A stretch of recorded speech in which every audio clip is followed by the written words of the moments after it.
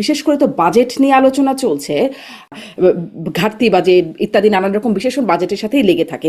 কিন্তু আমি আসলে ওই প্রশ্নটা একটু করছিলাম যে শুধুমাত্র তির্যক মন্তব্য বা বক্তব্য, পাল্টাপাল্টি বক্তব্য তো না, মানে একের পর এক প্রধানমন্ত্রীর বক্তব্যে যে এরকম ভুল হচ্ছে, এটা কি তা মানে তার স্ক্রিপ্ট রাইটারের দোষ বলে আপনার মনে হচ্ছে, নাকি তিনি স্ক্রিপ্ট ফলো করছেন না বলে মনে হচ্ছে?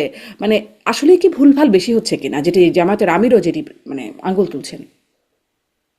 না, আমার তো মনে হয় না। স্ক্রিপ্ট রাইটার, যদি আপনি যে কথাটা বললেন, স্ক্রিপ্ট রাইটারের কাজ সাধারণত তার বক্তৃতা, গুরুত্বপূর্ণ বক্তৃতাগুলো লিখে তার কাছে পেশ করা, এবং তারপরে তো প্রধানমন্ত্রী হিসেবে সব প্রধানমন্ত্রী তাই করবেন, অনেকেরই স্ক্রিপ্ট রাইটার থাকে, আগেও ছিল। সুতরাং স্ক্রিপ্ট রাইটার তাকে তথ্য দিবেন, তার কথাগুলো বলবেন। সেখানে দু একটা ক্ষেত্রে ইনফরমেশনে ভুল হতে পারে, আমরা একটা ভুল ইনফরমেশন হুম। দেখেছি। অথবা অনেক সময় প্রধানমন্ত্রী বা অন্য কেউ যার আরো কনফিডেন্স বেশি, তারা কিন্তু স্ক্রিপ্টের বাইরে যে অনেক কথাবার্তা বলেন। হুম। সুতরাং এখানে অন্য কারো দোষ দেওয়া সঙ্গত হবে বলে আমার মনে হয় না। কেন, আমি তো স্ক্রিপ্টটা দেখি নাই, সুতরাং স্ক্রিপ্টে হুম। কি লেখা ছিল সেটা আমি জানি না। বাট যেটা প্রধানমন্ত্রীর ইমেল বা প্রধানমন্ত্রীকে ভুল প্রমাণ করে, তো সেখানে হয়তো স্পার অফ দ্য মোমেন্ট হতে পারে, হঠাৎ করে কোনো কথাবার্তা বের হয়ে যেতে পারে। সেটা হতে পারে, রাজনীতিতে তো আমরা অনেক কথাবার্তা বলি, তো সেই কথাবার্তার মধ্যে হালকা কথাবার্তা চলে আসতে পারে। তো এটার জন্য ঠিক আশেপাশে কারা আছেন, তারা প্রভাবিত করছেন কিনা, বিপদে দিচ্ছেন কিনা, এটা এখন পর্যন্ত বলার সময় হয়নি বলে আমি মনে করি। কারণ আমাদেরকে আরো দেখতে হবে যে আশেপাশের লোকজন আরো কি কি ভাবে তাকে প্রভাবিত করতে পারছেন। সেরকমটা এখনো, মানে সেরকম একটা সার্কেল বা সেরকম একটা কিচেন সার্কেল এখনো গড়ে উঠেছে বলে আমার মনে হয় না। আচ্ছা, অনেক ধন্যবাদ জনাব বললাম শহীদ খান, আপনার কাছে আসবো, কিন্তু ব্যারিস্টার শাহরিয়ার কবির আপনার কাছে একটু ওটাও যেটি জামায়াতের আমির চট্টগ্রামের জনসভায় বললেন, যে মানে বাজেটের সমালোচনা এটি গণতন্ত্রের সৌন্দর্য, এতে রাগ করার কি আছে? সম্প্রতি যে সামাজিক যোগাযোগ মাধ্যমে একটা বেশ ট্রল ঘুরে বেড়াচ্ছে, মানে কি রাগ করলা, এরকম একটা বিষয় কথায় কথায় বলা হচ্ছে আর কি। তো মনে হচ্ছে মানে এই জামাতের আমির এটি বলার পর থেকে ওই যে রাগ করলা বিষয়টা চলে আসছে। মানে এটি যেমন স্বাভাবিক, গণতন্ত্রের সৌন্দর্য, বিরোধী দল সমালোচনা করবে, বিরোধী দলের সমালোচনা নিয়ে সরকারি দলও সমালোচনা করবে, সেটিও তো একটা স্বাভাবিক ব্যাপার। সেখানে একদম বিক্ষোভ বা সেটার বিরুদ্ধে কথা বলা, সেটাও তাহলে কেমন হয় আর কি? মানে সরকার যদি রাগ করতে, বিরোধী দল যদি রাগ করতে পারে, সরকারও করতে পারে, বা পাল্টাপাল্টি, তো তাই নয় কি? ধন্যবাদ আপনাকে। আপনার মাধ্যমে আপনার দর্শকদেরকে সালাম ও শুভেচ্ছা, এবং আপনাদেরকে আসসালামু আলাইকুম রহমতুল্লাহ বারাকাতুহু। ভাইরে, সমালোচনা হতে হবে গঠনমূলক। এখন ধরে নেন যেখানে সরিষা হয় না, আমি বলে দিলাম সেখানে সরিষা হয়, তাহলে হবেটা কি? আমি বলে দিলাম, ধরে নেন যে আবু আলম খান ভাইয়ের এলাকায় আলু ভালো হয়, আমি বলে দিলাম না, আলু হয় না, ওখানে সয়াবিন হয়। ভাইরা দেখা গেল বাংলাদেশে কোথাও সয়াবিন হয়।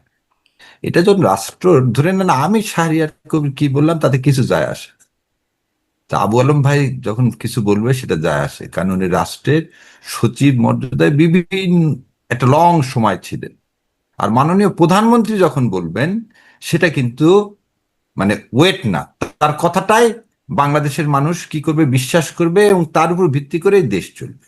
ধরে নেন এই বাজেটের কথা বলি, বাজেট দিলেন 9,38,00,000 কোটি টাকা, if I am not wrong. বাংলাদেশে এ পর্যন্ত রাজস্ব আহরণ হয়েছে 3,03,00,000 কোটি টাকা। তাহলে বললাম আমরা জুলাই রেভলিউশনের পরে কি বললাম, যে আমাদের একটা পরিবর্তন হতে হবে, যেটা আবু আলম খান ভাই অলরেডি বললেন। একটা গাতানুগতিক বাজেট, একটা চিত্ত আকর্ষণমূলক বাজেট, একটা ঘাটতি বাজেট। শোনেন, ধার করে পোলাও খাওয়ার মধ্যে কোনো কৃতিত্বতা নাই, বরং ধার না করে একবেলা খাবো, সেটার মধ্যে শান্তি আছে। সো বিএনপি যে বাজেটটা দিয়েছে, এই বাজেটের উৎসটা দেখে, তাদের যে রাজস্ব আদায়ের যে চিন্তা, যে লক্ষ্যমাত্রা স্থির করছে, এই লক্ষ্যমাত্রা হচ্ছে দেখা যাচ্ছে জমিদাররা যেভাবে পিটে ইয়ার কাছ থেকে নিত, বা নীলকরেররা যেভাবে, ব্রিটিশরা নীলকরের চাষ করার জন্য চাষিদের কাছ থেকে আদায় করতো, ওরকম আদায় না করলে এই বাজেট তো দূরের কথা, ঘাটতি তো দূরের কথা, অর্ধেক টাকাও তার ইয়া অর্ধেক টাকাও জোগাড় করার কোনো ক্যাপাসিটি নাই। সেকেন্ডলি, আইএমএফ যেখানে বলতেছে যে আমরা কোনো বাজেটকে সমর্থন করব না যে বাজেটে ভর্তুকির ব্যবস্থা রাখা হয়েছে। এই বাজেটে দেখেন একটা বিশাল অঙ্কের টাকা ভর্তুকির জন্য রাখা হয়েছে। আপনি স্বাভাবিকভাবে আপনার নাই, আপনি দেখেন তো এন্ট্রিম গভর্নমেন্ট কিরকম বাজেট দিল, কোনোভাবে যেন চলে এবং ব্যয় সংকোচন নীতি। আজকে মাননীয় প্রধানমন্ত্রী বললেন বড় বড় কোনো প্রজেক্ট না হবে না। উনি 20,000 কোটি টাকা দিয়ে দিলেন কি বন্ধ শিল্প কারখানা চালু করার জন্য। ভাইরে, আপনার মাধ্যমে ছাড়া বাংলাদেশের মানুষকে একটা কথা জিজ্ঞাসা করি, আপনারা বোধহয় দেখছেন যে এই যে বালু নদীর ধারে বাংলাদেশের তৃতীয় বৃহত্তম জুট মিল আর পৃথিবীর সপ্তম জুট মিল, এই জুট মিল ফ্যাসিস্ট হাসিনা একটা গ্রুপকে দিয়েছিলেন যে এটা চালু করবে বলে। তারা করছে কি জানেন? ওই জুট মিলে ক্রেনটা পর্যন্ত বিক্রি করে দিছে। ওই জুট মিলে তো কিছু নাই, লোহা লক্কর ক্রেন, সে ক্রেনও বিক্রি করে দিছে। আর অন্যদিকে দেখেন আকিজ গ্রুপকে জুট মিল তারা নিচ্ছে, কিনছে তারা। এগুলো তো জুট মিল দিছে নামমাত্র মূল্যে, কিনছে, সেই জুট মিল গুলো প্রফিটেবল হচ্ছে।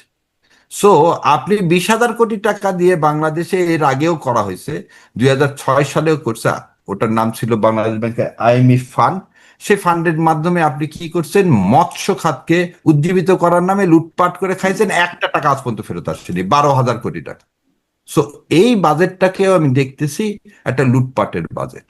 এখন উনি এই এই যে আমি এটাও কি একটা, আপনি যে গতানুগতিক বাজেটের কথা বলছেন, এটাও কি একটা গতানুগতিক সমালোচনা? মানে আমরা এর আগের যে বাজেটগুলো হতো, মানে সেটি আগের সরকার বলি বা তারও আগের সরকার বলি, এই বিরোধী দলের পক্ষ থেকে লুটপাটের বাজেট শব্দটা খুব কমন শুনতাম।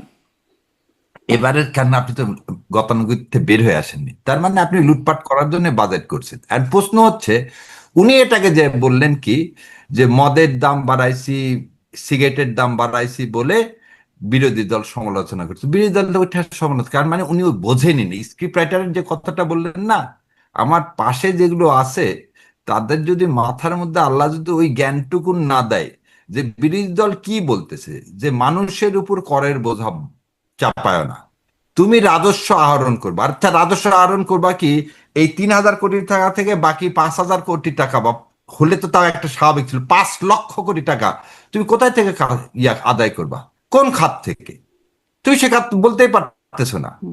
তুমি সে কিন্তু খাত বলতে পারছো না। বিরোধী পক্ষ থেকে যে ছায়া বাজেট দেয়া হয়েছে সেটিও তো 8,39,000 কোটি টাকা, মানে অনেক যে কম দেয়া হয়েছে, বা সেটি যে ঋণ ছাড়া এই বাজেটও বাস্তবায়ন করা যাবে তেমনটাও তো না। না, এখানে আবার কথা আছে, বিরোধী বাজেটের মূল দেখেন যে 40% টাকায় কি বিদেশি ঋণ পরিশোধের জন্য দেওয়া হয়েছে, ওখানে ভর্তুকির ব্যবস্থা রাখা হয়নি। ওখানে জাকাত থেকে কত টাকা আসবে সে আহরণের ব্যবস্থা, প্রতিটা each and every single item টাকাটা কোথায় থেকে আসবে। ওখানকার দেখেন যে এই যে ভাই, যেটা আবু আলম ভাই বলেন, গ্যাপটা কত।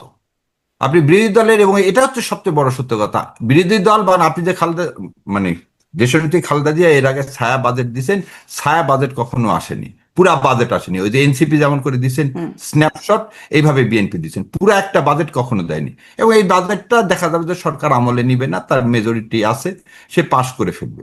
তো কথা হচ্ছে, করের বোঝা রেখে এডিবি বাস্তবায়ন করবেন কেমন করে? আপনার কথার কাজের মধ্যে তো মিল থাকতেছে না। আপনি যেটা বলেন বিরোধী দল আর রাগ অভিমান, রাগ অভিমান না, জামাতে ইসলাম বারবার সতর্ক করে দিচ্ছে, আপনি পুরাতন পথে চললে আপনি তো বেশি দিন গদিতে থাকতে পারবেন না রে ভাই, ধৈর্যের তো একটা সীমা আছে। 3 মাসে অধৈর্য করে দিলেন আপনি। 8 দিন দেখেন, 8 দিন হসপিটাল আপনি বন্ধ করে দিলেন, কি কারণে? গরিব মানুষ অনেক চিকিৎসা পায়, কার ইশারায় করে দিলেন? ইন্ডিয়ার ইশারায়, যাতে এরকম ভালো ভালো হসপিটালগুলো বন্ধ হয়, সমস্ত এই রোগী যাতে তথ্যটাই বা কোথা থেকে সেবা আসলো? মানে এই তথ্যটাই কোথা থেকে আসলো? ইন্ডিয়ার ইশারায় বন্ধ হলো আর গরিব মানুষ আপনি চিকিৎসা আবার পায় বলে একটা বন্ধ জিনিস করা হলো? বলেন তো, মাথা ব্যথা হচ্ছে আপনি মাথা কেটে ফেলে দিবেন? রাজশাহী মেডিকেল কলেজে 91 জন বাচ্চা মারা গেল, রাজশাহী মেডিকেল কলেজ বন্ধ করে দিচ্ছেন? রাজশাহী মেডিকেল কলেজ বন্ধ করে, আচ্ছা মাইলস্টোন কলেজে কি হয়ে গেল?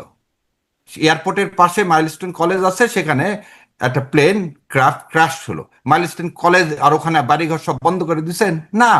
তার মানে কি? আমি একটা উদাহরণ দিলাম যে পলিটিক্যাল গোলগুলো আপনার যা অ্যাচিভমেন্টের করতে চাচ্ছেন সব হাস্যস্কর, এবং এগুলো কার ইশারায় করতেছেন? পাশের দেশ ইন্ডিয়ার ইশারায় করতেছেন। ওই জন্য বাজেটটা দিচ্ছেন গতানুগতিক, যাতে ফেল করে, এ সরকারও নাস্তা নাবুদ হয়ে যাবে, আবার মানুষ বিক্ষোভ করবে, সরকার পড়ে যাবে। আর কত? সেটাই বিরোধী দলীয় নেতা বলছে, আপনি একটু দয়া করে শোনেন। মানে আমি একটু ভালো করে বুঝতে চাই আসলে, 8 দিন হসপিটাল পাশের দেশ ইন্ডিয়ার ইশারায় কেন বন্ধ হবে? 8 দিন হসপিটালের সাথে ইন্ডিয়ার শত্রুতা কি? ও শত্রুতা আমি কি আচ্ছা, আপনি বোধহয় জানেন না, মেডিকেল ভিসা ছাড়া কিন্তু অন্য ভিসা ইন্ডিয়া দিচ্ছে না।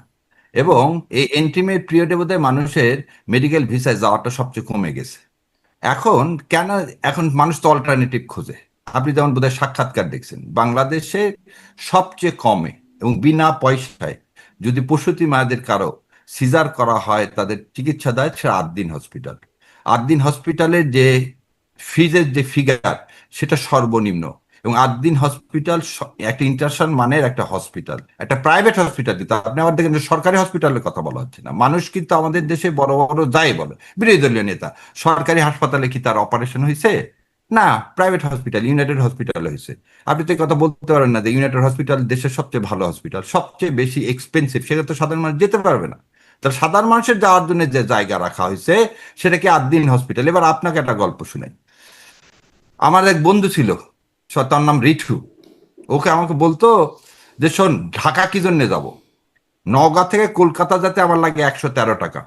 আর তখন ঢাকাতে, নওগাঁ থেকে ঢাকা নন এসি বাসের ভাড়া ছিল 350 টাকা। আবার বলে দিচ্ছি, নওগাঁ থেকে কলকাতা পর্যন্ত পৌঁছাতে খাওয়া দাওয়া সহ লাগে 113 টাকা।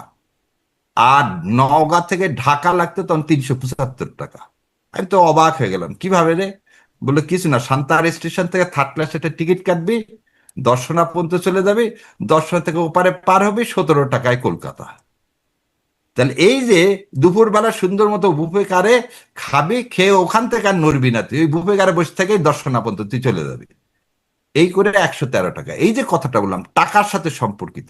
কারণ কলকাতা গেলে আমার কি হয়, আমার খরচটা কম হয়, এই চিন্তা করে আদ্দিন হসপিটাল করা হয়েছে। আর ভারত এটা বন্ধ করে দিল কেন? 4 দিন যারা অ্যাফোর্ড করতে পারবে না, তারা তো ভাই ইউনাইটেডে যেতে পারবে না। তাদের ডেস্টিনেশন কোথায় হবে? তাদের ডেস্টিনেশন হতে হবে কলকাতা। এই কথা এটা যদি সহজ ভারত ভাবতো, সরল। তাহলে ভারত এত ভিসা কেন বন্ধ করতো? মানে ভারতই তো মানে এটা তো ভারত ইন্টেনশনালি না, ভারত ভারত না, ভিসা না, সংকুচিত করেছিল। না, ভারতের জন্য মেডিকেল ব্যবসা ছাড়া অন্য দ্বার দিব না। মেডিকেল ভিসায় খালি চালু রাখছে, অন্য ভিসা সেটাও সীমিত রাখেনি। করেছিল। না, সেটাও তো মানে সেটার উপরও নানান রকম নজরদারি মানে সীমিত কম দেয়া সীমিত হচ্ছিল। করতে না, নজরদারি না, আমি বললাম ইনস্টিটিউশন আপনি নষ্ট করে দেয়। এই যে আজকে বাজেটের কথা বললাম, আমি একটা উদাহরণ দিলাম। যা ভারত হচ্ছে আপনার শত্রু, সে সর্বক্ষেত্রে আপনাকে চাবে মানুষের মাধ্যমে তারেক জিয়া কি মেলায়েন করতে। এই যে তারেক জিয়াউর রহমান মাননীয় প্রধানমন্ত্রী বিভিন্ন কথা বলতেছেন, এটা কি মেলায়েন করে? এটা কার অংশকার? একটা, আপনি একটা জিনিস বলেন, ওনার আজকে কি বলা উচিত ছিল? গতকালকে একটা হাই কমিশনার এসে বলতে পারে 2 দেশ এক করে দিব। এ বিষয়ে ওনার মুখে বন্ধ কেন, তলা কেন? উনি আজকে এই বিষয়ে বললেন না কেন? বিরোধী দলের কথা বলতে পারলেন, কিন্তু উনি এই কথা, বিরোধী দলীয় নেতা প্রথমে কালকে রাতে স্টেটমেন্ট বলছে ওনার কাছে জবাব চাওয়া উচিত, এবং ওনাকে এই দেশে কিভাবে উনি থাকে। কালকে একটা লোক এসে বললো 160 কোটি লোক আমরা সব এক হয়ে যাবো। আরে যে দেশের 22% লোকের টয়লেটের ব্যবস্থা নাই, সে দেশের সাথে বাংলাদেশ যাবে? আরে তোমার দরকার হয় বাবা, তুমি বাংলাকে না পারো চালাতে, আমাদের সাথে দিয়ে দাও।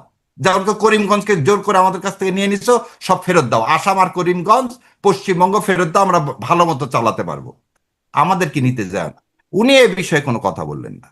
উনি বাজেটটা সম্পর্কে কনস্ট্রাকটিভ আমি কোনো একটু কথাই আবু বললেন আলম না। শহীদ খানের কাছে যেতে চাচ্ছিলাম, তবে এই প্রসঙ্গটা একটু আপনার কাছ থেকে শুনেই তারপরে যাই, যে এই যে কোনো কথা বললো না এই বিষয়ে, মানে এরকম কথা তো আসলে সুন্দর শোনা যায় বলে অনেক সময় অনেক কথা বলা হয়, খুব মানে লিটারেলি মিন করা হয় কিনা, মানে আমি ভারতীয় হাই কমিশনের বক্তব্যের প্রসঙ্গটা জিজ্ঞাসা করছি, এরকম একটা বিষয় কিনা। আর এই বিষয়ে মানে দুঃখিত, মানে মুখ বন্ধ বা কথা বলছেন না সরকার, আপনি যে অভিযোগটা করলেন, ধরেন হাদি হত্যাকাণ্ড নিয়ে তখন যেই ভারতীয় আধিপত্যবাদ, সেভেন সিস্টার আলাদা করে দেওয়া ইত্যাদি নানান রকম কথা শোনা গেল, এখন যখন মমতা বন্দ্যোপাধ্যায় বললেন যে স্বরাষ্ট্রমন্ত্রী অমিত শাহ নির্দেশে হয়েছে, কারা করিয়েছেন, মানে তিনি করিয়েছেন, কাদের দিয়ে করিয়েছেন মমতা বন্দ্যোপাধ্যায় জানেন, সেখানেও সরকার মুখ বন্ধ রাখলো। এবং বিরোধী দল বা যদি বলি জামাত শিবির, তারাও তো কোনো আনুষ্ঠানিক বিবৃতি, প্রতিবাদ, শক্ত আন্দোলন, রাস্তায় কিছু করলো না। যেখানে হাদি হত্যাকাণ্ডের পরে একদম প্রথম আলো, ডেইলি স্টার, উদীচী ঘোষণা দিয়ে জামাত শিবিরের পক্ষ থেকে, মানে শিবিরের পক্ষ থেকে, জামাতের বলবো না, শিবিরের পক্ষ থেকে একটা শিবির নেতাদের পক্ষ থেকে, আনুষ্ঠানিক শিবিরেরও না সেটি, ঘোষণা দিয়ে মানে হামলা টামলা করা হলো যে এটি ভারতীয় আধিপত্যবাদ। এখন যখন ভারতের পক্ষ থেকে বলা হচ্ছে গুরুত্বপূর্ণ ব্যক্তি, তখন আর তারাও কেন মুখে বন্ধ, মুখে কুলোপাটা? জানি না, আমি একটু বলতে পারি, আমার মুখটা খোলা। আমি গতকালকে, শোনেন, গতকালকে আমি জনসভা করছি 2 ঘন্টা বৃষ্টির মধ্যে দাঁড়ায় থেকে, 500-র মতো লোক, বৃষ্টিতে ভিজছে, একজনও যায়নি। কোথায় করছে জানেন? বাহাদুর শাহ পার্কে। এই বাহাদুর শাহ পার্কে জনসভা করে তারপর ওখান থেকে স্যার সলিমুল্লাহর কবরে যে জিয়ারত করে আসছে। কিসের দাবিতে জানেন? একটাই দাবি, যে এই যে ভারত যে কথাগুলো বলতেছে, ব্রিটিশের মতো আমি ভারত ছাড় আন্দোলনের ডাক দিছি। আমি বলছি তিনটা জিনিস: বাংলাদেশে যতগুলো ভারতীয় লোক আছে তাদেরকে কি করতে হবে, এদেশ থেকে তাদের ওয়ার্ক পারমিট বাতিল করতে হবে। 2 নম্বর কথা বলছি, বাংলাদেশ। কিন্তু আপনি বলছেন, আপনি বললেন, কিন্তু আমার কথা কথাটা হচ্ছে শেষ আপনি যে করি। দলটা সমর্থন করেন, যেই দলটা হ্যাঁ, বিরোধী দল, যারা বললে আসলে ম্যাটার করে, আপনি একটু আগে বলছিলেন না আপনি বললে কিছু হবে না, প্রধানমন্ত্রী বললে হবে, বা হয়তো বিরোধী দল বললে হবে, তো বিরোধী দল কেন মুখে কুলুপাটা, সংসদে আল্লাহ কেন কার বললো না, কথা রাস্তায় কেন কবুল। নামলো না? বোন, আপনি কিন্তু শুরু করছেন হাদিকে দিয়ে।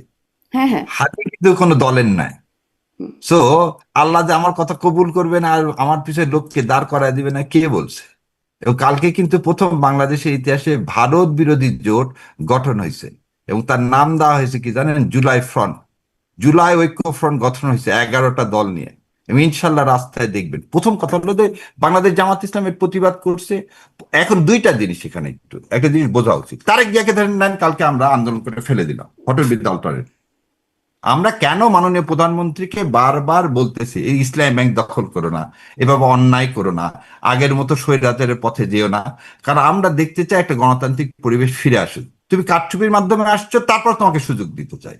কিন্তু উনি যদি এটা দখল, যদি উনি অর্জন করতে ব্যর্থ হয়, তার আশেপাশের লোকজনগুলো যদি তাকে ওই আবার সেই দিল্লির সার্কেলের মধ্যে যদি সে ঢুকে যায়, পরিণতি ভয়াবহ। সেটাই তাকে মনে করিয়ে দেওয়া, এর বেশি কিছু নেই। এবং আমি যা দেখতে পাচ্ছি, পরিণতি ভয়াবহ হতে বাধ্য। জি, আমি একটু জনাব আবু আলম শহীদ খান আপনার কাছ থেকে, আপনার অনেকগুলো বক্তব্য ব্যারিস্টার শাহরিয়ার কবিরের কাছ থেকে শুনলাম, মানে কোথায় কথা বলা লাগবে বা বলবেন আর কোথায় মুখে কুলুপ আটবেন, এই বিষয়ে কি এখানে কি কোনো স্বার্থের বিষয়াদি আছে বলে মনে হয়? মানে আপনার একটু বিশ্লেষণী শুনি। না, উনি তো ওনার বিশ্লেষণ করবেন। যেমন ধরেন যে আদ্দিন হাসপাতাল বন্ধ করে দেওয়া ঠিক হয়নি। মানে আদ্দিন হাসপাতাল যে কারণে বন্ধ করে দেওয়া হয়েছে, লাইসেন্স বাতিল করা হয়েছে, সেটা আরো তদন্ত করে তাদেরকে আরো ফাইন টাইন আরোপ করতে পারতো এবং দায়ী ব্যক্তিদের খুঁজে বের করতে পারতো। পজিটিভ নেগেটিভ দুইভাবে আপনি মূল্যায়ন করতে পারেন। তিনি যে বক্তব্য দিচ্ছেন সেই বক্তব্যে তিনি নিশ্চয়ই এটা বলেননি যে বাংলাদেশ ভারতের সাথে বিলীন হয়ে যাক। এই কথাটা আমার তার বক্তব্য পরে কিন্তু আমি এটা মনে করিনি। এখানে তাকে ভিসা সংক্রান্ত বিষয় যখন প্রশ্ন করা হয়েছে তখন তিনি এরকম একটা উত্তর দিয়েছেন যে আমরা 160 কোটি লোক, আপনারা 20 কোটি লোক, আমরা একটা বিশাল শক্তি, আমাদের মধ্যে আরো অনেক ধরনের সম্পর্ক গড়ে উঠতে পারে, জনগণের সাথে জনগণের সম্পর্কের বিষয়গুলো থাকতে পারে এবং ভিসাটা ইজি করার একটা বিষয় আছে। তো সুতরাং ওই কথাটাকে ভারত বাংলাদেশকে নিয়ে নিতে চায় এরকম আমি মনে করি না, এরকম আশঙ্কা আমার নাই, এরকম চিন্তা করারও কোনো কারণ নাই। বাংলাদেশ এমন একটা দেশ যে ভারত এটাকে নেওয়ার কোনো প্রশ্নই উঠে না। মানে এখন পর্যন্ত আমি যা মনে করি, ভবিষ্যতে কি হবে, 10 বছর পরে, 5 বছর পরে কি হবে সেটা তো আমি জানি না, বাট বাংলাদেশকে কেন ভারত নেবে? বাংলাদেশে এখানে 18 কোটি বা 20 কোটি মানুষের মধ্যে 90% যদি মুসলমান হয়, তাহলে আপনি চিন্তা করেন 18 কোটি মুসলমান, এবং ভারতে তো মুসলমানের সংখ্যা আমরা জানি। তো এই যে আমাদেরকে যদি ভারত নিয়েও নেয়, তাহলে যে মুসলমানদের যে একটা শক্তি, সেই শক্তি বিশাল শক্তি হয়ে যাবে। সেই শক্তির মোকাবিলা করা তো ভারতের জন্য খুবই কষ্টকর। সুতরাং ভারত এবং এই যে ইকোনমি, এই ইকোনমি কেন ভারত গ্রহণ করবে? মানে ভারতের বাংলাদেশ দখল করে নেওয়ার বা বাংলাদেশকে নিজের দখলে নিয়ে যাওয়ার, সিকিম ভুটান বানানোর কোনো পরিকল্পনা আছে এরকম আমার মনে হয় না। এবং সেই পরিকল্পনা যদি থেকেও থাকে কারো কারো মনে, কিছু কিছু লোক তো দুই দিকেই আছেন যারা নানান ধরনের আষাঢ়ে গল্প করেন, নানান ধরনের কল্পনার জগতে বাস করেন, তারা এরকম ভাবতে পারেন। বাট প্র্যাকটিক্যালি এই ধরনের কোনো পরিকল্পনা ভারত সরকার বা ভারতের জনগণের থাকার কথা নয় এবং আছে বলে আমি মনে করি না। জি, আবু আলম কিন্তু ভাই, এই যে, আপনাকে একটা প্রশ্ন জিজ্ঞাসা করতে পারি? আপা একটু বলেন। আচ্ছা দেন, করেন করেন। আপনি কি চিত্তরঞ্জন সুতার ডক্টর কালিদাস বৈদ্যকে চেনেন? নাম শুনছেন? না, আমি আবু আলম, ব্যক্তিগতভাবে চিনি না চিত্তরঞ্জন সূত্রের কিন্তু নাম নাম শুনেছি। শুনছেন? উনি নাম বরিশালের শুনছেন? মানুষ ছিলেন, উনি হ্যাঁ, একসময় পাকিস্তানের এমপি ছিলেন, এটাও একটু জানি। এবং 70 উনি সালের এমপি ছিলেন, 73 সালে এমপি ছিলেন, তাই না? হুম, 73 সালে এমপি ছিলেন, তাই না? জি তো জি ওনার ওনার যে কলকাতায় যে বাড়িটা আছে, এবং উনি যশোর ঘেরাও করা এবং যশোরকে ইন্ডিয়ার সাথে নিয়ে নেওয়ার একটা আন্দোলন করছিলেন, মহাজির আন্দোলনের সভা করছিলেন কলকাতাতে। এগুলো বোধহয় আপনার মনে আছে, জি মনে যদি আছে। আমি ভুল না করি। যদি এবং তাই সাথে সাথে থেকে এটাও আপনার মনে আছে কিনা জেনে নেন যে মুসলিম বাংলা করারও একটা আন্দোলন হচ্ছিল ওই সময়। আচ্ছা, আমি আপনার অট্টগুন পড়তে যাই। এবং এই যে ষড়যন্ত্র করলেন আপনি মহাজির সঙ্গ দিয়ে বাংলাদেশকে খেয়ে ফেলে দেওয়ার জন্যই তো কবে করছিলেন? 76-77 সালে। সো ভারত আপনাকে গিলে খাওয়ার কথা কিন্তু 71 সাল থেকে আসতেছে। আবু আলম ভাই, আমি যদি ভুল না করি, এবং এই বইটা বোধহয় আপনি পড়ছেন মনে হয়, আপনি বোধহয় এটাও জানেন, করিমগঞ্জের মানুষ এরকম 56%। দাবি করা হয়, এরকম শেষ দাবি করে করা হয়। আরেকটা প্রশ্ন করি আপনাকে।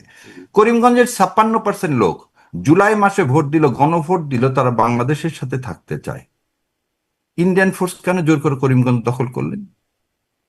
যখন এটা কাকে জিজ্ঞেস 47 করতে সালে, হবে? আপনি তো আমাকে আমি জিজ্ঞেস আপনাকে করলে প্রশ্নটা হবে না, করতে আপনাকে চাই, এটা ফিল্ড আপনি মার্শাল আইয়ুব খান, আপনার তো জ্ঞানের জিওসি, ভান্ডার ভাই, আমি আপনাকে ভাই, শ্রদ্ধাশীল ফিল্ড হয়ে মার্শাল আইয়ুব বলতেছি। খান, জিওসি ইস্ট পাকিস্তান, উনাকে কবর থেকে তুলে জিজ্ঞাসা করতে হবে, না না মোহাম্মদ না, আলী জিন্নাহকে ওখানে না, জিজ্ঞেস করতে হবে, আপনি বলছেন যে লিয়াকত আলী ভারত খানকে জিজ্ঞেস করতে আমাদেরকে হবে। দখল করতে চায় না, আমি বলতেছি ভারত দখল করতে চায় না। ভারত, প্র্যাকটিক্যালি ভারত বাংলাদেশ দখল করে ভারতের কোনো লাভ নেই, এটাই আমি না, বলছি। যদি এটা একটা তাই হয়ে থাকে, অ্যানালাইসিস, এটা না একটা না, অ্যানালাইসিস, ভারতের কোনো লাভ নাই। ভারত না না, এটা একটা, এই বোঝাকে আমি কেন তর্ক ভারত করতেছি নেবে? না, আমি বলতেছি এই প্রশ্নগুলো আমি খুঁজতেছি। করিমগঞ্জকে দখল করলেন, আচ্ছা এবার আপনি কি জানেন শেখ হাসিনা যে এই যে সমুদ্র বিজয় বলে তালপট্টি যেখানে ছিল, যে দ্বীপটা, এখন তো পানি উঠে গেছে, ওই দ্বীপটা আর আমাদের নাই।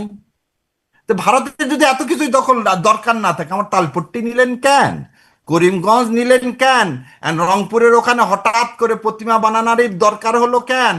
আর ওই পারে শুভেন্দু বাবু খালি রাত দিন বলতেছে, এই যে যার কথা বললেন যে এই অ্যাম্বাসেডর আসছে, অ্যাম্বাসেডর তো একবারও দুঃখ প্রকাশ করলো না যে জোর করে পুশিং করা হচ্ছে ওনাকে, বলছে, উনি বলছে আতাস বাতাস, আমি ভারত আর বাংলাদেশ এসে বুঝতে পারতেছি না আমি ভারত থেকে আসছি কিনা। এটা কি ডিনোট করে কোনো পজিটিভ জিনিস? পুশ- দেখেন, পয়েন্টটা তো, পয়েন্টটা ও পুশিনের আমার ব্যাপারে সবার অবশ্যই, শত্রু। না বললাম না ভাই, না, ও আমার পুশিনের সবার শত্রু। ব্যাপারে অবশ্যই আপনার বক্তব্য থাকবে, মানে আমাদের বাংলাদেশের রাষ্ট্রের একটা বক্তব্য থাকবে, এবং আমরা আন্তর্জাতিক যে আইন কানুন আছে সেটার ভিত্তিতেই এই সমস্যার সমাধান হতে হবে। এই বিষয়ে সরকারকে অবশ্যই স্পষ্টভাবে জানাতে হবে, এবং সরকারকে একটা কঠোর ভূমিকা নিতে হবে। এবং সরকারের যে আপনি আর আমি তো সরকার চালাচ্ছি না, বাট আমাদের যে বিজিবি আছে, পুশিনের ব্যাপারে তাদের যে ভূমিকা, এবং ওখানে বর্ডারে স্থানীয় জনগণের ভূমিকা, এইসব তো আমরা জানি নাকি? জানি এটা না। প্রশংসনীয় না? সুতরাং এই বাধা তো আমরা দিচ্ছি। আমরা স্বাধীন বাংলাদেশ, বাংলাদেশের সার্বভৌমত্ব কোনোভাবে কেউ লঙ্ঘন করার চেষ্টা করলে আমরা অবশ্যই সেখানে বাধা দিব, এবং সরকারকে সেখানে কঠোর ব্যবস্থা নিতে হবে। সরকারের যে বিজিবি কি সরকারের ইচ্ছা ছাড়াই নিজেরা কি জামাতের ইচ্ছায় এখন বাধা দিচ্ছে নাকি? এরকম মনে হয় নাকি আপনার? না না, আপনার কাছে এটা আবার জিজ্ঞাসা করি, স্বাধীনতা যুদ্ধের সাথে আপনারা মুক্তিযোদ্ধা ছিলেন, ওপারে গেছেন, ট্রেনিং নিয়ে আসছেন, আপনিও তারপর তো ছাত্র ইউনিয়ন করতেন রে ভাই, আপনি আচ্ছা, কি আমি করতেন? বলে দিই, আপনি আমি কি একটু করতেন শেষ করি। বলেন সেটা। আর আমি বলতেছি, আমার বাবা মুক্তিযোদ্ধা, এই জন্য আপনাকে সম্মান করি অন্যরকম ভাবে। বললাম ভাই, আমি একটু বলতেছি, আপনারা ওপারে গেলেন, ট্রেনিং নিলেন, অস্ত্র নিয়ে আসলেন। 24-এ দেখেন তো, আমরা কারো ট্রেনিং ছিল, অস্ত্র ছিল? আজকে যে লোকগুলোর কথা বললেন ছিল বর্ডারে, নাকি? ছিল আগে নাকি? বলেন, ব্যারিস্টার শাহরিয়ার কবির, বলেন। আসিফ না আসিফ ছিল না, মাহমুদ সেটাই সজীব ভুঁইয়া তো বলতেছি। বললেন যে ছিল না, সশস্ত্র যেটা বিপ্লবের প্রস্তুতি। বলতেছি আজকে, 7.60 নিয়ে এখনো বর্ডারে কথা যে হচ্ছে, লোকগুলো আজকেও গেছে কথা লাঠি হচ্ছে। নিয়ে গেছে, বাংলাদেশ এই জাতি, কারণ আমরা হচ্ছে আমাদের রক্তের মধ্যে, আমরা জানি যে তারা আমার মুসলমানিত্ব কেড়ে নিতে চায়। একটু আগে বললেন না যে আদ্দিন হসপিটালকে কেন খেয়ে ফেলে দিয়েছে? যে একই সুতা ইসলামী ব্যাংকে ইন্ডিয়া খেয়ে ফেলে দিছিল, ইসলামী ব্যাংকে জঙ্গি অর্থায়নের ব্যাংক বানাইছিল হাসিনা এই লক্ষ কোটি টাকা পাচার করার জন্য। কোথায় এখন তো বের হয় না ওটা জঙ্গি আয়নের ব্যাংক।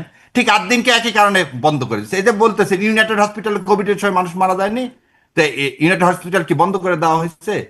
যেখানে মুসলমান, যেখানেই জামাতের প্রতিষ্ঠান, সেখানে ওদের বলছে কে মহাসচিব, জামাতকে আদ্দিন কি রাজনৈতিক জামাতের? ভাবে কি করা হবে? না শাহরিয়ার না, ভাই, আপনি একটু ক্লিয়ার করেন, আদ্দিন আমি কি আমি বলি জামাতের আগে শেষ প্রতিষ্ঠান? করি, ইসলামী আমি ব্যাংক আগে কি শেষ করি। জামাতের না প্রতিষ্ঠান? না না, আপনি না এটা না, করলে ক্লিয়ারলি এটা বলেন। মুসলমানদের প্রতিষ্ঠান, যে মুসলমানরা সবই তো শরীয়ত আইনে মুসলমানদের বিশ্বাস করে প্রতিষ্ঠান ভাই, তাদের। আমিও তো শোনেন, মুসলমান, আমি আপনি বলি আপনিও আপনাকে, মুসলমান, আমাদের আপনি অ্যাঙ্কেলও টার্গেট এখনো করেন মুসলমান। কাকে? শোনেন, টার্গেট করেন তাকে যে যারা বাংলাদেশ ইসলামী জাতীয়তাবাদকে সমন্বিত রাখতে চায়, তাদেরকে আপনি টার্গেট করেন।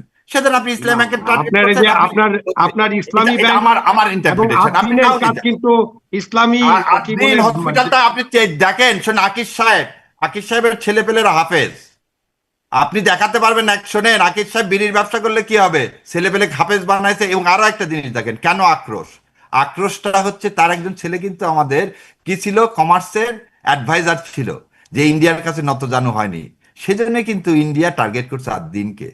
এবং কাকে দিয়ে আমেরিকার সাথে চুক্তিটা করছে। যেটা প্রধানমন্ত্রীকে, সেজন্য প্রধানমন্ত্রীর বিষয়ে চুপ।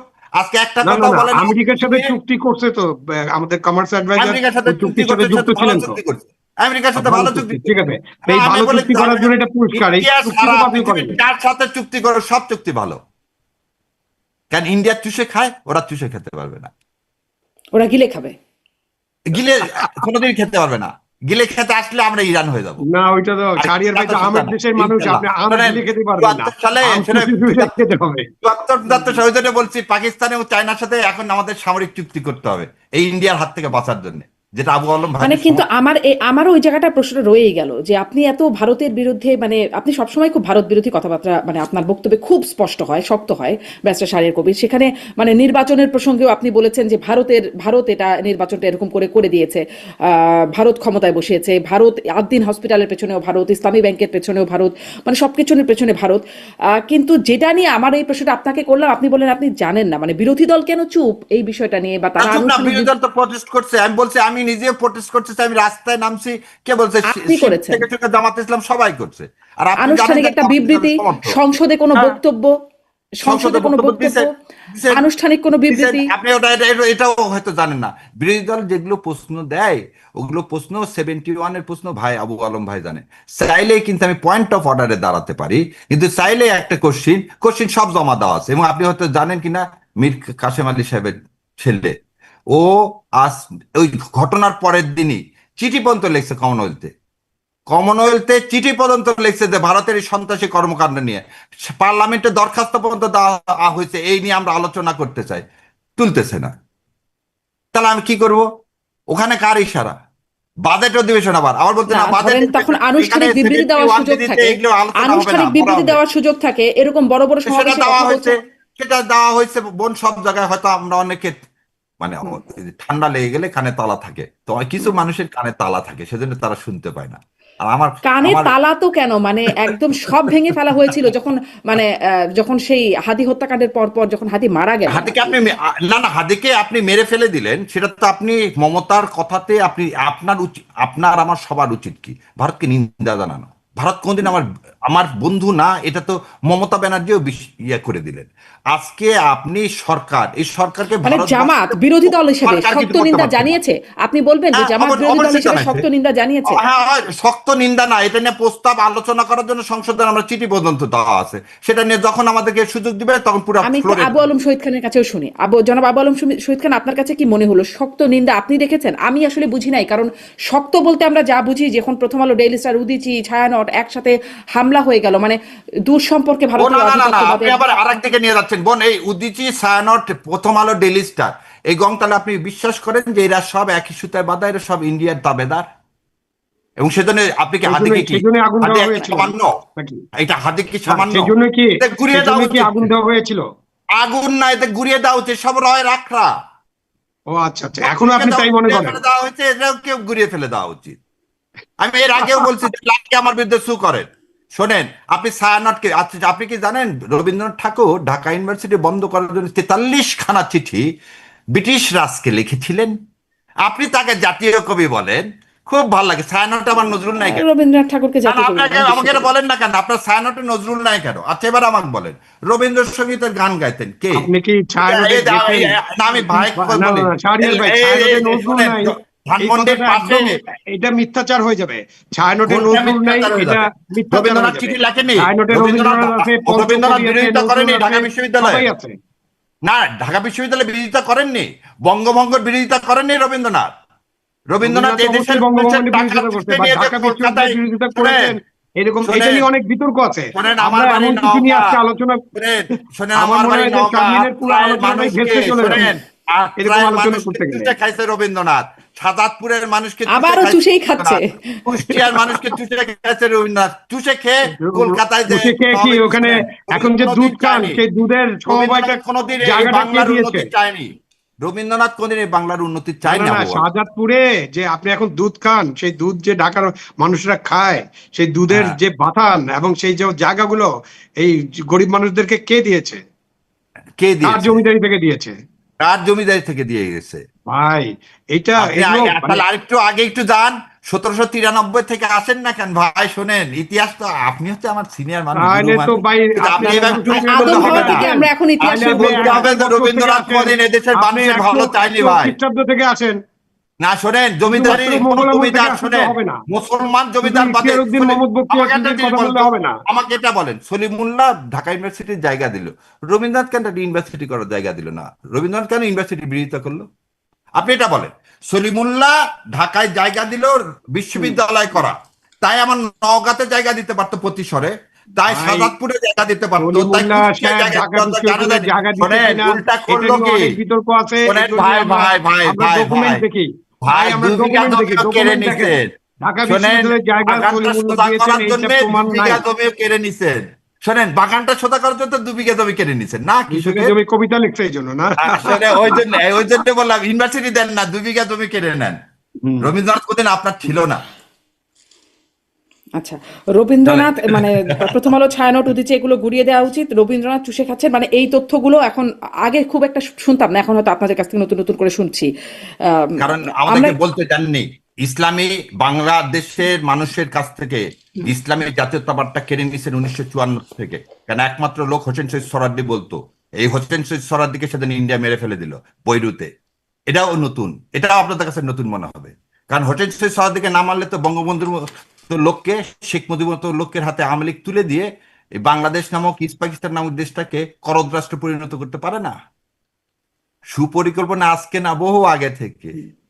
ওই করিমগঞ্জ যেভাবে ও গিলে খাইছে, আমাদের আমাদের আপনাকেও কিন্তু গিলে খাবে। অনেক গবেষণার মধ্যে ঢুকে যেতে হবে।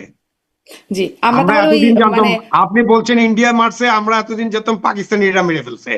কোথায় থেকে ওই কোথায় চলে জানি, যাচ্ছি আমরা। যেমন জানি ভাই, যেমন আমরা জানি যে পাকিস্তানিরা বুদ্ধিজীবীদেরকে হত্যা করছে ইন্ডিয়া। যেমন শহীদুল্লাহ খানকে যখন বলা হয় যে শেখ হাসিনার হাজবেন্ড পর্যন্ত, উনি একজন বিজ্ঞানী, 71 সালে পুরাটা সময় চাকরি করলো অ্যাটমিক এনার্জি কমিশনে। ভাইরে, বুদ্ধিজীবী যদি হত্যাই করতে হয় তাহলে শেখ হাসিনার স্বামীকে কেন হত্যা করলো না? হত্যা করছে কারা? ইন্ডিয়া। এই সত্যটা মেনে নেন। কারণ 72 সালে কোন সব বুদ্ধিজীবীদেরকে তো আর হত্যা করে নাই, কেউ কেউ সব তো বেঁচেও বুদ্ধিজীবীকে আছে। ইন্ডিয়া মারছে আমার দেশটাকে করদ্রাস্ত করার জন্য। এবং আপনাকে আরো একটা জিনিস বলি, গুম প্রথম করছে কে ভাই? তো জানি সেলিমকে প্রথম কে গুম করলো ভাই 72 সালে? সেলিমকে কে গুম করলো প্রথম 72 সালে? আপনারা বলেন মুজিব বাহিনী মুক্তিযোদ্ধাদেরকে বোধহয় হত্যা করছে 71 সালে। তাজউদ্দিনকে তো হত্যা করতে গেছিলই। এই সত্য একটা কিভাবে লুকাবো? আচ্ছা, সেই মানে আমার কাছে মাঝে মাঝে মনে হয় যে আদম হাওয়া থেকে ইতিহাস শুরু হয়ে যাবে কিনা এখন আবার কথা বলতে বলতে, এত আগে না থেকে না না না, আমরা এত বাংলার আগে মধ্যে থেকে থাকি, 12 ভূঁইয়ার মধ্যেই থাকি, হ্যাঁ, 12 এত ভূঁইয়ার আগে থেকে মধ্যেই শুরু থাকি। হয় মানে আমরা সবসময় জামাত ইসলামের বক্তব্য শুরু করতে শুনি যে 47 থেকে, আগে মানে এই 47 থেকে শুরু হয়। কারণ হচ্ছে আপনাকে ইতিহাসটা পড়ানো হয় 52 থেকে, আপনাকে 1905 সাল পর্যন্ত যেতে দেয় না, এটাই না হিন্দু। না, এখন 52 থেকে হলে 1793 হবে থেকে কি, শুরু করতে হবে। পাকিস্তানের বিরোধিতা করা শুরু হবে। হ্যাঁ, মানে তাহলে আমরা মুঘল আমল কেন বলবো না? তাহলে আমরা মুঘল বললাম আমল মুঘল আমল, বলবো। তার আগে তাহলে পাল বংশ, 1905 থেকে বাংলা। সেন বংশ, তাদের কথা বলি না কেন? না, ওই তো, আমি আসলে আসলে যেতে চাই না, সত্যি সত্যি সেই আদম হাওয়া থেকে পৌঁছাবো, আমরা সেখান যেতে থেকে পারি, শুরু আমরা করতে যেতে হবে। পারি, কোনো সমস্যা নেই। তাহলে আর আমাদের এরপরে মানে 26-এর পরে আর যাওয়া হবে না, আদম হাওয়া থেকে শুরু করতে করতে 26 পর না প্রতিদিন ভাই, শেষ হয়ে আমার যাবে। 26 পর্যন্ত থাকি। এখন এসে যেটি আর একটা সামনের একটু কথা বলতে চাই, সামনে সিটি নির্বাচন নিয়েও টুকটাক কথা শুরু হয়েছে এবং সেখানে সম্প্রতি আমরা শুনলাম প্রধানমন্ত্রীর উপদেষ্টা বললেন যে সামনে সেখানে আসলে আওয়ামী লীগের নেতাকর্মীরা যারা আসলে মানে তারা আওয়ামী লীগের দলীয় পরিচয় বা প্রতীক ব্যবহার না করে তারাও নির্বাচন করতে পারবেন, এমনকি পদধারী যারা আছেন তারাও পারবেন। এটিকে আসলে মানে এতে আসলে সামনে নির্বাচনে কোনো ইস্যু হয়ে দাঁড়াবে কিনা? জনাব আবু আলম শহীদ খান, আপনার একটু মন্তব্য শুনে নিশ্চয়ই ব্যস্ত সারেরও এখানে বিধ্বংসী মন্তব্য নিশ্চয়ই থাকবে। যত রকম প্রশ্ন উত্থিত হয়েছিল সবই হলো দলীয় প্রতীক এবং দলীয় নির্বাচন নিয়ে। সুতরাং এই যে পরিবর্তন, সেখানে তো একটা পরিবর্তন আসা দরকার। সেই পরিবর্তনটা হলো যে দলীয় প্রতীকে বা দল থেকে কেউ নির্বাচন করবেন না। তো সেখানে যদি নিরপেক্ষ মানুষরা নির্বাচন করেন বা দলের সমর্থক থাকতে পারেন, বাংলাদেশ তো একেবারে অনেক দলে বিভক্ত, সুতরাং কে কোন দল কোথা থেকে কার লেজুর জড়িয়ে আছে এটা তো জানা খুব কঠিন। কিন্তু ভালো মানুষেরা যদি নির্বাচন করতে চান, এবং নির্বাচন মানে তো নির্বাচন, জনগণ ভোট দিবে। এখন শাহরিয়ার ভাই একটু আগে বলছেন যে এই বিগত পার্লামেন্ট নির্বাচন এটা নাকি কারচুপি নির্বাচন ছিল, এবং কারচুপিটা ওনারা মেনেই নিয়েছেন ইচ্ছা করে, যে যাতে এই কারচুপি নির্বাচনের মধ্য দিয়েও কিছু ভালো কাজ করা যায়। তো এখন ভবিষ্যতে এটাও যদি বলে ফেলেন যে সব নির্বাচনে কারচুপি হচ্ছে, তাহলে তো আর কিছু কথা থাকে না। সুতরাং আপনার স্থানীয় সরকার নির্বাচন ভালো হোক, এবং স্থানীয় সরকার নির্বাচনে উদার গণতন্ত্র চর্চা হোক, স্থানীয় সরকার নির্বাচনে যারা আগ্রহী নির্বাচন করতে তাদেরকে সুযোগ দেওয়া হোক, জনগণকে সিদ্ধান্ত নিতে দেওয়া হোক। জনগণ সিদ্ধান্ত নেবে যে স্থানীয় সরকারের যে পরিষদগুলো আছে, ইউনিয়ন পরিষদ, উপজেলা পরিষদ, পৌরসভা, সিটি কর্পোরেশন, এগুলোতে জনগণ কাদেরকে নির্বাচিত করতে চান, কোন ব্যক্তিকে নির্বাচিত করতে চান এবং কাদেরকে তারা পছন্দ করেন, সেই ভারটা জনগণের উপর ছেড়ে দেওয়াটা উত্তম হবে এবং সেটাই জি উদার গণতন্ত্র। জি, যদিও সেটা জাতীয় নির্বাচনে হয় না, এই ব্যারিস্টার শাহরিয়ার কবির আপনার মন্তব্য কি? প্রথম কথা হলো যে ভাই যে বললেন ওই উদার গণতন্ত্র, গণতন্ত্র উদার হয় না, গণতন্ত্র কার কৃপণও হয় না, গণতন্ত্র গণতন্ত্র, গণতন্ত্র গণতন্ত্র, democracy by the people, for the people, of the people. এটার আবার অন্য কোনো ডেফিনেশন দিয়ে এটা করা যায়, সেটা হচ্ছে বয়ান তৈরি করার ক্ষেত্রে। প্রথম জিনিস হচ্ছে এই বয়ানটার জন্য দায়ী করি আমি প্রথমে এনসিপির কাকে। এনসিপি নাহিদ যখন বলছে না রিফাইন আওয়ামী লীগ, ভালো আওয়ামী লীগ, খারাপ আওয়ামী লীগ, তখন কপালটাই হাত দিই যে বিপ্লবীরা যখন আওয়ামী লীগকে ধারণ করতে চায় তখন আর সে দেশের আর ভালো হওয়াটা খুবই কষ্টকর। তো বিপ্লবীদের জন্য প্রায়শ্চিত্ত করতে হবে। মুজিববাদ কোনদিন ভালো হতে পারে না, নাৎসিজম কোনদিন ভালো হতে পারে না। কিন্তু ভাইয়ের কথার আবার আমি একসাথে একমত যে আচ্ছা লোক যদি দেয়, লোক যদি তাদেরকে দাঁড়াতে দেয় কোনো সমস্যা নাই ভাই। যদি তারা যদি নমিনেশন পেপার ড্রপ করতে পারে কোনো সেক্ষেত্রে দলীয় না, তো নির্দলীয় নির্বাচন। আবার একটা জিনিস বুঝেন, লোকাল গভর্নমেন্ট নির্দলীয় নির্বাচন। আমার প্রশ্নটা কিন্তু অন্য জায়গায়, আমার প্রশ্নটা আওয়ামী লীগ হিসাবে দল, এবং প্রশ্ন এই উত্তরটা দিল কে? এটা দিল কে?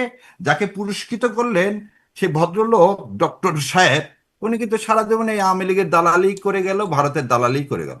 জায়েদ সাহেব একদম স্পষ্ট, আবারও বলে দিচ্ছি, উনার যা কথা শিখায় দেয় তাই বলে। এবং এই জন্য তারেক জিয়াকে মাননীয় প্রধানমন্ত্রীকে প্রায়শ্চিত্ত করতে হবে একদিন, রটা আসলে কিভাবে প্রায়শ্চিত্ত শিখায় করতে হবে। দেয়, আমি কিভাবে আমি শেষ শিখায় করে দেয়? দিই, শেষ করে দিই।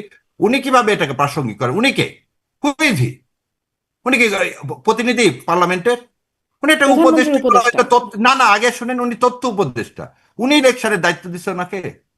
উনি আওয়ামী লীগকে কেন প্রাসঙ্গিক করতে চায় প্রতি কথায়? এখন পর্যন্ত শুনলাম যে এই বছর হবে ইলেকশন, পরে বললো না ইলেকশন হবে না। উনি এই কথা বলার কে আওয়ামী লীগ করবে কি করবে না? কারণ ওই যে এই বইটাতে আবার পড়েন যে সাংবাদিককে কত টাকা করে দেওয়া হয় রয়ের পক্ষ থেকে, উনিও টাকা খান, সেজন্য ওই বয়ানগুলো দেন। আর আমি একটা কথা আবু আলম ভাইয়ের সাথে আবার একমত, নির্দলীয় যেখানে পলিটিক্যাল পার্টি নাই সেখানে যে দাঁড়াবে, যদি তাকে মানুষ ভোট দেয় হবে, না দাঁড়ালে হবে না, না দাঁড়ালে হবে না। ওই জায়গাতে আপনি রাজনৈতিক কথা, দলের কথা আনলেন কেন? কারণ এটা তো একটা মানে মানে নির্দলীয় তাহলে কথা ভাই। তাহলে আপনি একটু আওয়ামী এটাও লীগকে একটু কেন জিজ্ঞাসা করি। প্রাসঙ্গিক করতে চাচ্ছেন? হুম, আমার কথা হলো মানে আওয়ামী লীগ প্রাসঙ্গিক করতে চাও, আপনার উদ্দেশ্যটাই তো অসৎ। এবং জাহেদ সাহেবের এই উদ্দেশ্য অসত্য প্রথম থেকেই। তো অসৎ উদ্দেশ্য কোনোদিন আমরা মেনে নিব না। উনি যে কথা বলছেন ওইভাবে যদি আওয়ামী লীগকে প্রাসঙ্গিক করতে চান, ইনশাল্লাহ আর কে কি করবে জানি না। ওই যে হাদির কথা বললেন, শোনেন, হাদিকে কেন ধারণ না, করতে আমি চায়? হাদির প্রসঙ্গে অনেক কথা আছে আসলে সেখানে, আপনারা মানে কেন বলেন নাই সেটা নিয়ে একটা প্রশ্ন আমি গত অনুষ্ঠানেও করছিলাম, যে একদম চুপ হয়ে গেলেন কেন, সেই সেই ব্যাখ্যাটা আপনিও বলছিলেন আপনি জানেন না কেন জামায়াত আসলে চুপ হয়ে গেল। কিন্তু না না, আমি আসলে জামাত এই প্রশ্নটা মানে আমি বলে দিলাম জামাত খালি চুপ হয়নি, জামাতের বন রাজপথে আছে এবং আমরা বৃহত্তর আন্দোলনের দিকে যাচ্ছি, এই ভারত খেদাও আন্দোলন ইনশাল্লাহ। এ বলে দিলাম আপনাকে। জামাত কেন, এই দেশের সমস্ত ধর্মপ্রাণ সমস্ত মানুষ যারা এই দেশকে ধারণ করে তারা কোনোদিন এটা মেনে নিতে পারবে না। যে এবং এর জন্য খেসারত দিতে হবে তারেক রহমানকে, কারণ উনি এ বিষয়ে এখনো তার নিজের অবস্থান পরিষ্কার করেন না। সেই জন্য দুঃসাহস হয় একটা হাই কমিশনার এসেই দুই দেশকে এক করে দিতে চায়। এটা প্রধানমন্ত্রী যে না জি, বুঝে আপনার ওই বাজেট ব্যাখ্যাটা, কথা বলে, আপনার এই ওই দিকে নিয়ে ব্যাখ্যাটা কথা বলতে স্পষ্ট, হবে। আপনি যে ব্যাখ্যাটা দিচ্ছেন সেটি আপনার আপনার অবস্থাটা মনে হয় আপনি স্পষ্ট করেছেন, কিন্তু আপনি বলছেন যে দলীয় ব্যানার ছাড়া সবাই মানে অংশগ্রহণ করতে পারবে, মানে যেই ব্যাখ্যাটা একটু আগে দিচ্ছিলেন সেখানে একটু জানতে হ্যাঁ। চাই, ধরেন সুপ্রিম কোর্ট বা নির্বাচন হলো, সেখানে সেখানে তো দলীয় ব্যানার, সেখানেও তো দলীয় প্রতীক নেই, স্থানীয় সরকারের মতোই কোনো প্রতীক নাই, কিছু না, তারপরেও সেখানে মানে যেটি বলা হলো আওয়ামী পন্থী হিসেবে বলে তাদেরকে সে 40 জনকে তাদের মনোনয়নই দিতে দেওয়া হলো, মানে সেটাই বাতিল করে দেওয়া হলো। সেটি কি একটা সঠিক কাজ হচ্ছে? যেহেতু আপনি আইনজীবী, ফলে আপনার কাছে এটি আরো বিশেষ করে জানতে চাও। আচ্ছা, আপনি কিছু একটু আগে বললাম যে জনগণ যদি দিতে দেয়, বলে দিচ্ছি না, জনগণ যদি দিতে দেয়, আমি আমি কি আমি সুপ্রিম কোর্টের একজন সদস্য, একটা নাম ধরে ধরে বলে দিতে পারি এরা কারা, এরা মানে কারা, জনগণ এরা যদি আপনি শুধু, আর মানে না আপনার আমি না বিপরীত আমার পক্ষে আমার যারা তারা কথাটা জনগণ না। আমার কথাটা বুঝেন। সুপ্রিম কোর্টে 15,000 সদস্য, কত হাজার সদস্য? 15,000 সদস্য। এতগুলো প্রার্থী দাঁড়ালো, এই কজন কেন দাঁড়াতে পারে? কেন সেদিন আপনি একটা জিনিস মনে রাখেন, একটা জিনিস আপনাকে বলে দিই, 3 তারিখে যখন রিটটা নিয়ে যাওয়া হলো মরণাস্ত্র যেন ইউজ না করে, সমস্ত লয়াররা আমরা সহ সেখানে গেলাম। সেখানে এই 40 জনাই সেদিন যে ওখানে বিরোধিতা করছিল, কিসের বিরোধিতা করছিল? আমার রাষ্ট্রের বিরুদ্ধে ভারতীয় সংস্কৃতির সহযোগিতা করছিল। তারা তো দেশদ্রোহী। আপনার তো আরো বলা উচিত যে এই 40 জন আসলে দেশদ্রোহী। এই সেটা তো দেশদ্রোহী আইন, আপনার ব্যাখ্যা, নির্বাচন আমি করতে আপনাকে বলি, দিতেন তাদেরকে পরাজিত না না, করতেন আপনারা। নির্বাচন তো দূরে থাকে, এদের লাইসেন্স বাতিল করা উচিত। এটা এদের একটা লাইসেন্স স্বৈরাচারী বাতিল সিদ্ধান্ত না, করা মানে উচিত। আপনি যা বলবেন তাই হবে, বাকিদেরকে দিতে দেবেন না। এদের লাইসেন্স বাতিল করা উচিত। এবং বাতিল যে করেনি সেজন্য কি আমার সুপ্রিম কোর্টে বারে হাসিনার সপক্ষেরা কি করছে? রাতের আধারে হঠাৎ করে মিছিল করছে, রাতের আধারে হঠাৎ করে মিছিল করছে তারা। হাসিনাকে ফিরিয়ে আনতে হবে, সুপ্রিম কোর্টে এই হাসিনাকে ফিরিয়ে আনতে হবে, এই মিছিল করবে এই 40 জন। এবং একটা দেখান তো এই 40 জন আওয়ামী লীগের বাইরে একটা লোক আছে যে সুপ্রিম কোর্ট বারে ইলেকশন করতে পারেনি? এই 40 জন তো মারা আওয়ামী লীগ, প্রতীক যারা তো এই ছিল না, দেশের। দলীয় হ্যাঁ, প্রতীক তো ছিল না। আর দলীয় প্রতীকের কথা না আপনি তো শোনেন, এই যে আবু আলম ভাই আর আমি বসছি, আবু আলম ভাইয়ের কি পিঠে ধাপ্পা লাগানো আছে আওয়ামী লীগ? না। কিন্তু এখানে যদি সাবরেশন হোসেন চৌধুরী আসে, আমি বলবো না তো, কারণ তার পিঠে ধাপ্পা লাগানো আছে, তার পিঠে ধাপ্পা লাগানো আছে। ওই যে পিকের গল্প, যে ধাপ্পা লাগানো যাদের আছে আওয়ামী লীগ, তাদেরকে কোনোদিন দেশে নাৎসিজম ইজ নাৎসিজম। হিটলারকে কোনোভাবে আপনি কোনো জায়গায় কি করতে পারেন না। সিনেমা দেখার সময় ভারতীয় সিনেমাটাই রেফার করলেন কিন্তু। এটা এটা না, আপনি একবার সাংস্কৃতিক কোনো ব্যারিয়ার নাই, সাংস্কৃতিক কোনো ব্যারিয়ার থাকতে পারে না। কেন আমি মেক্সিকোর কি বই পড়ি না? ওই যে শোনেন, আমরা না তো না, তা বটেই, তা বটেই। পড়ছি, কোথায়? শোনেন, আরো একটা জিনিস বলি না, আমরা দেখি আসলে ভারতীয় আধিপত্যবাদের বিরোধিতা করে লুঙ্গি ড্যান্স ড্যান্স করতে। কিন্তু আমি আসলে সেখানে আপনার কাছে শেষ করি এটা, শোনেন না, আমি একটা এই কথা প্রশ্নটাও এক শোনেন। সেকেন্ডে করে ফেলি যে তাহলে কেন, মানে আমার প্রশ্ন যেটা ছিল নির্বাচনটাই কেন দিতে করতে দেওয়া হলো না, আপনি বললেন ধাপ্পা লাগানো। ধরেন এটাও কি একটা কারণ কিনা, যেগুলো হয়েছে নির্বাচনগুলো ছোট ছোট জেলা আইনজীবী সমিতি নির্বাচন, ধরেন কক্সবাজার, চাঁপাইনবাবগঞ্জ, লক্ষ্মীপুর, এরকম কয়েকটা জায়গায় কিন্তু আওয়ামী লীগের প্যানেল জিতেছে, মানে যেটি আসলে ঠিক প্যানেল হিসাবে তো আওয়ামী লীগ না, মানে তার দলীয় প্রতীক তো হবে না, কিন্তু তারপরে ওই যে ধাপ্পা হিসাবে তাদের প্রতীক জিতেছে। ফলে মানে একটা কি এটাও কি একটা কোনো রকম মানে অশনি সংকেত কিনা আপনারা এবার ভাবেন বলে কিনা? দিই। আচ্ছা, আমার বাবা এবার নওগাঁ বার অ্যাসোসিয়েশনের সভাপতি পদে দিচ্ছে, ওখানেও কিছু আওয়ামী লীগ দাঁড়াইছিল। প্রশ্ন হচ্ছে যে বারে যারা, এই যে বললেন যারা অনিষ্ট করেনি, যে লোকগুলো দাঁড়াইছিল তাদেরকে অনেকেই ভাবতেছে আওয়ামী লীগ ধাপ্পাল আওয়ামী লীগ একজনে দাঁড়াতে পারে। বলে দিলাম পিটু খান ওখানে ধাপ্পা মালা, সে হচ্ছে আমির আলী হলের ভিপি ছিল, সে হচ্ছে অনাচারের মধ্যে সে ওয়ান অফ দেম। সেটা তাকে ওখানে ঢুকতে দেওয়া হয় না, আদৌ বারে ঢুকতে পারে না।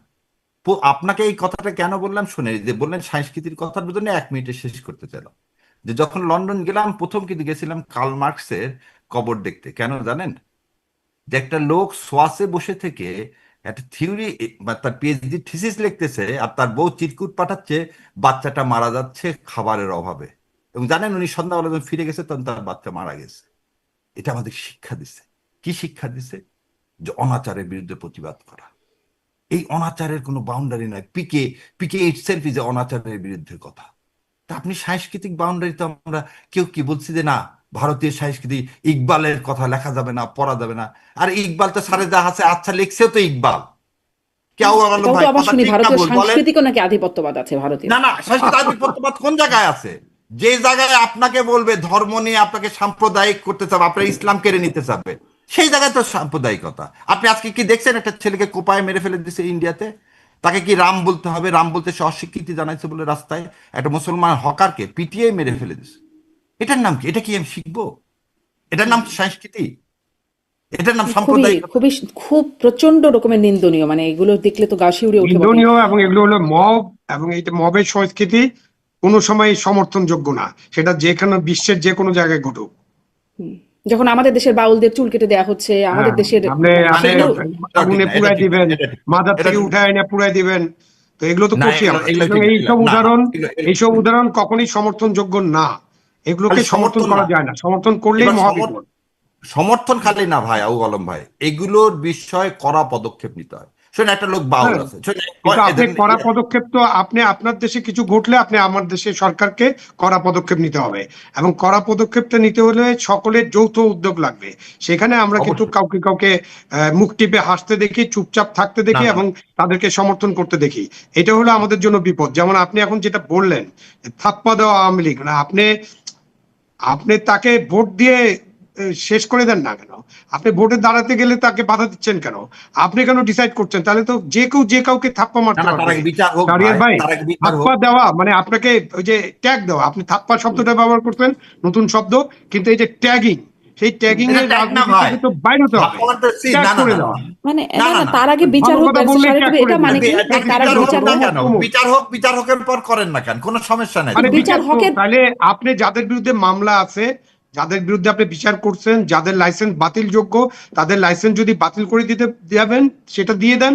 দেওয়ার পরে আপনি নির্বাচন করেন, নির্বাচনে যে দাঁড়াবে তাকে ভোট, লয়াররা তো যদি ভোট বিচারটা দেয় শেষ তিনি হতে তো দেন, আপনাদের প্রতিনিধি হবে, বিচারটা শেষ সেটা তো হতে আপনি দেন, বলবেন। একটা এন্ট্রি অর্ডার আছে ভাই। না, শোনেন, এদিক একটু আগে বললেন না, এখানেও ব্যারিস্টার সাহেব কবির, আমার এখানে আপনি মানে আপনি একজন প্রখ্যাত আইনজীবী, ফলে আপনার কাছে এটি মানে বিচারটা শেষ হতে দিলেই তো এই ব্যবস্থা নেওয়া উচিত, যে বিচার শেষ হয়ে তাকে যদি অপরাধ হিসাবে ধরা হয় তারপরে আপনারা এই ব্যবস্থা নিতে পারেন। বিচার শেষ হবার আগে ওই যে না এইখানে হয়তো innocent until proven guilty basic না প্রিন্সিপাল। না, না না, কারণ আমি মামলা নেই বন্ধু তাকেও আপনি হয়তো একটু জানেন। ট্যাগ করে আচ্ছা, বাদ দিয়ে আবু দিবেন। আলম ভাই শেষ করুক, তারপর বলতে শোনেন, হ্যাঁ আপনি স্যার। তো লয়ের ছাত্রী। এন্ট্রি অর্ডার বলে একটা অর্ডার আছে না, ধরে নেন আমি দাবি করলাম এই জমিটা আমার, তখন কোর্ট কি করে, প্রথমে স্ট্যাটাস কো দেয় যে জমিতে আছে সে যাতে উৎখাত করা না হয়। এবং যখন এই মামলার রায় হয়ে দেখা গেল জমি আপনার না আবু আলম ভাইয়ের, তখন তাকে দখল বুঝায় দিবে। তো প্রথম কথা, যতক্ষণ আপনি না আপনার বিচার শেষ হচ্ছে ততক্ষণ আমি ধরে নিব আপনি দোষী, আপনি নির্দোষ। আপনি আবার যেটা বললেন নির্দোষ, এইখানে আবার একটা জিনিস আছে, যখন 164 করে দিবেন তখন কিভাবে আপনাকে নির্দোষ ভাববো? হ্যাঁ 164 হবে না, করে নির্দোষ দিলে হবেন আর তো। নির্দোষ হবার 164 কোনো করলে, সুযোগ আছে? শাহরিয়ার ভাই, আছে? 164 আপনি তো করলে নিজেই স্বীকার তখন করে তো সে নিছেন। দোষী, সে নিজে স্বীকার করলো। কিন্তু সে আপনি স্বীকার কি ওই 40 আওয়ামী লীগ জনের তো নিজেই প্রত্যেকের তো নামে ধরে মামলা দিয়ে আছে? গেছে। প্রত্যেকে জি ভাই, 164 করেছিল? কারা? এই যে 40 জন যাদেরকে আপনি থাপ্পার কারণে বাদ দিয়ে দিছে বলতেছেন, এই যে এবং কে বাদ এইখানে দিয়েছে? এটা আমার কি কথা কোনো হচ্ছে, বিচারক বাদ এইখানে দিয়েছে, নাকি আপনারা জোর করে বাদ দিয়ে দিয়েছেন? এই আপনার এই কথাটার উত্তরটা এরকম, প্রযুক্তি এখন এমন জায়গায়, যে বোন আমেরিকা থেকে বসে থেকে আমাদের সাথে কি করতেছেন, টক শো করতেছেন। তো প্রযুক্তি এরকম 15 বছরের সব ভিডিও আছে, ওনারা কিভাবে আমাদের আজকের অ্যাটর্নি জেনারেলকে মারছেন, আজকে কিভাবে ভোট কেন্দ্র আপনি দখল করে মামলা করেন, আগে শাহরিয়ার ভাই, শেষ আপনি করি, মামলা মামলা করেন, আছে, এটা তো তাদের অপরাধ, বিরুদ্ধে মামলা আছে, ফৌজদারি এরা সব অপরাধ। মামলা। শুনেন, এটা মামলা, এটা মামলার দাগি আসামি এক একটা। হ্যাঁ, তো আসামি তাদের তাদের মামলা কপাল করেন, মামলা ভালো, তাদের বিচার করেন, লাইসেন্স বাতিল করেনি। তাদেরকে তাদের শোনেন, তাদের কপাল ভালো, তাদেরকে লাইসেন্স আদালতে বাতিল অভিযুক্ত করা হয়। করেন, তাদেরকে দণ্ড দেন, তাদেরকে শোনেন, জেলখানায় নিয়ে যান।